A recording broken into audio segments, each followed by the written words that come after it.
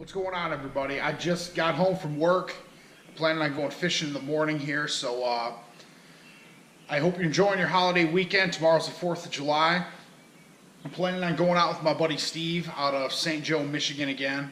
It's just the easiest route for him to get out there. And I think we're going to go after and chase some kings tomorrow morning, trying to get after some big ones. So I want to give you an idea here of how I rig my boat. I have a 20-foot boat. I've said that in the past.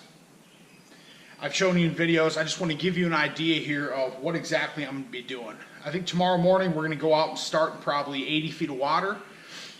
And we're going to drop down. There's just two of us. So I think we're going to drop the widest spread we can as far as baits and lures go. I plan on running 6 rods, which legally is all you can run max for 2 people on a small boat. And when I'm running that few rods, I try to get them as far away and get as most action as I can on the water. I've told people this, time and time again. It's just kind of my trial and error process I figured out. You can either run, a lot of people run like 4 downriggers, or they'll split downriggers where they're running 2 off those. The zebra mussels have cleared up the lake so much. I feel like if you don't run them as far away as you possibly can, you're not doing yourself any good. I think you catch less fish with boat noise and motion, so I run generally 2 downriggers, and then I'll run dipsies if I have another person, on the boat. But usually if it's 2 people, I'm running 2 downriggers. One of them is what I call an SWR. Everybody calls it an SWR, secret weapon rig. It's a downrigger with a couple colors of lead core on it. So you get that long snake motion lead core. I run that one past 50 feet deep. So I'm running that one about 60 feet. Shoot it out back with a, that one has a white Spin Doctor paddle, big weenie glow meat rig, and either a piece of herring or a meat strip on it, ballyhoo strip. So I'm going to run an SWR off one downrigger. I'm going to run a regular downrigger just down as low as I can to the bottom to try to pick up some bonus, maybe it's not bonus, but some Lakers if nothing's biting. And if the bite changes, I'll pick that up to whatever level I think. But that's where I usually start off. I have one downrigger all the way in the bottom running flat, so it's right on, I'd say 4 feet off the bottom and 80 feet of water, or as low as I can get my rigger cables on a small boat. I can go out to 150, I can get pretty low. So I try to run that one almost skipping the bottom low with a glow-in-the-dark meat rig and a piece of ballyhoo, strip on it with a big weenie meat rig. I run my other rigger is a SWR, which is that, that big swaying snake motion you get off of a couple colors of lead core with a meat rig on it, a white paddle, Spin Doctor glow paddle. I think that one's a 10-inch. And a meat rig on the end of that.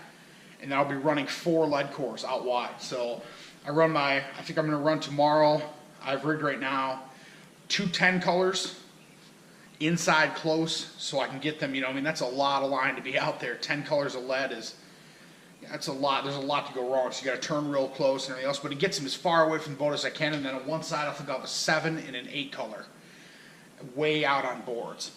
So I'm going to run those and see what we can pick up. All those lead cores, I have 2 of them be meat rigs.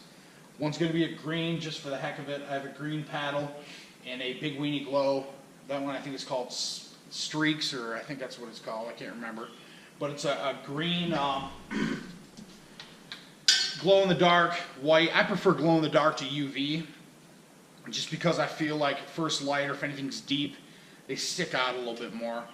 The paddles glow in the dark. Some of them are UV paddles, but I'll try to mix and match them if I can. But this is a 10 color lead core with a big weenie white meathead. I just love white. White's done really well for me over the years, so I try to use that as much as I can. And then the other 10 color is my reliable old Stinger yellow killer spoon. I think this is one of the first yellow killers I have. I'm pretty nostalgic about my baits in my spoon. So I've had this one. This one is beat up pretty terribly. It's got, I've probably caught 50 kings on this one. But I try to just nurse it along. This is my good luck spoon. I've changed the treble hook probably 10 times on this one.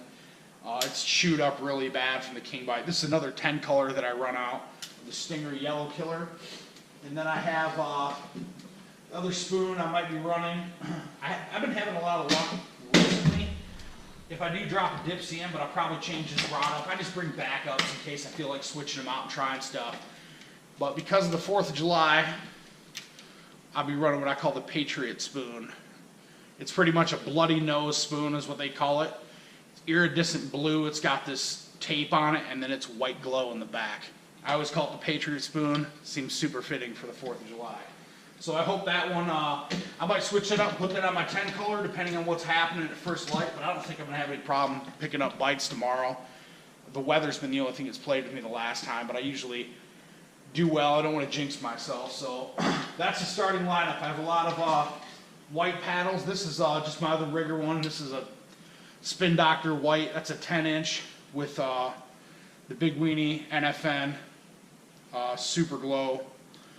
You know, it's like a tiger pattern, meathead, and I'll be running baits in these, lighting them up early. So we're going to get up early, head out of St. Joe, me and my fishing buddy Steve, who, you know, he's the one you'll be seeing with me a lot. He always goes, I mean, he's retired.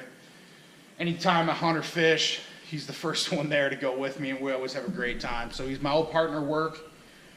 And every time I need somebody to go fishing with me, he's always down to go or go hunting, whatever I'm going to do. So you'll see us tomorrow out of St. Joe, and we'll be chasing them. I'll fill you in when we get up in the morning and get going that way. So see you tomorrow morning.